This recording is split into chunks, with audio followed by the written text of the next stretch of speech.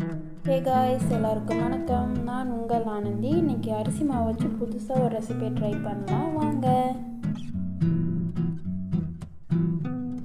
First ஸ்டவ்வில் ஒரு கடாய் வச்சுருக்கேன். கடாயில் கொஞ்சமாக தண்ணி ஊற்றிக்கோங்க.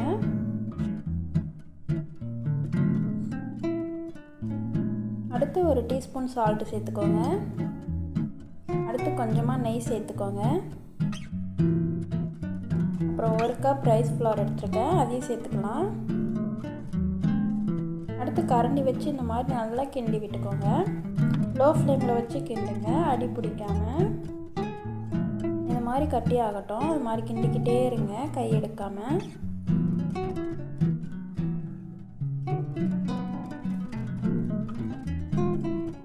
இப்போ ஃபுல்லாக கட்டி ஆகிடுச்சு பாருங்கள்.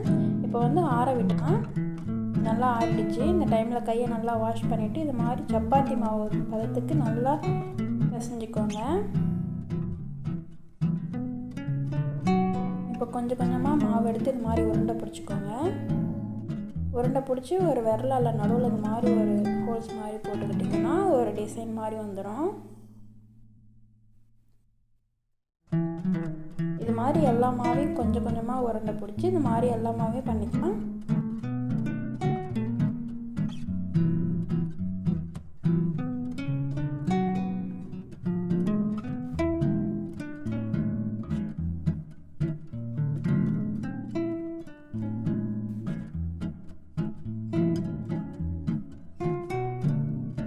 இப்போ எல்லா மாவையும் அது மாதிரி செஞ்சுக்கிட்டேன்.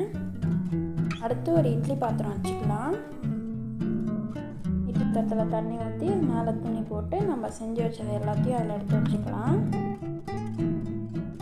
இப்போ மூடி போட்டுக்கோங்க. இது வந்து கொஞ்சம் நேரம் நல்லா வேகட்டும். வெந்ததுக்கப்புறம் அது மாதிரி எடுத்து வச்சுருக்கேன் பாருங்கள். அடுத்தது ஒரு கடாய் வச்சுருக்கேன். கடாய் நல்லா சூடானதுக்கப்புறம் ஆயில் போட்டுக்கிறேன்.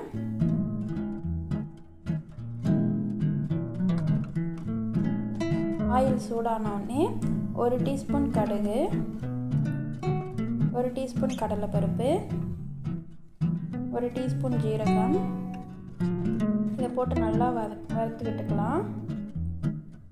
அடுத்து 3 பச்சை மிளகாவை இந்த மாதிரி கீறி வச்சுருக்கேன், அதையும் போட்டுக்கலாம். அப்புறம் கொஞ்சம் கருவேப்பிலை இதையும் போட்டு சேர்த்து நல்லா வதக்கி விட்டுக்கோங்க. அப்புறம் வந்து ஒரு 2 ஆனியன் அந்த மாதிரி கட் பண்ணி வச்சுருக்கேன், ஆனியனையும் சேர்த்துக்கலாம்.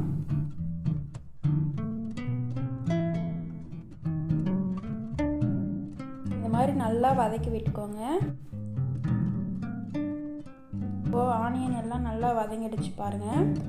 இந்த டைமில் நம்ம செஞ்சு வச்சுருந்த அந்த அரிசி மாவு இதை எடுத்துக்கலாம். இதை எடுத்து சேர்த்து நல்லா கிண்டி விட்டுக்கோங்க.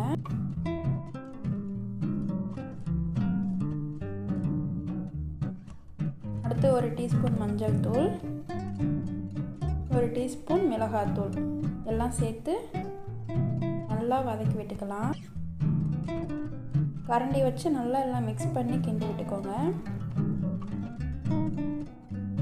மிளகாத்தூள் இப்போ பார்த்தீங்கன்னா நம்ம செஞ்ச ரெசிபி இப்படி தான் இருக்குது பாருங்கள். நல்லா அழகாக ஸ்மூத்தாக இருக்குது பாருங்கள்.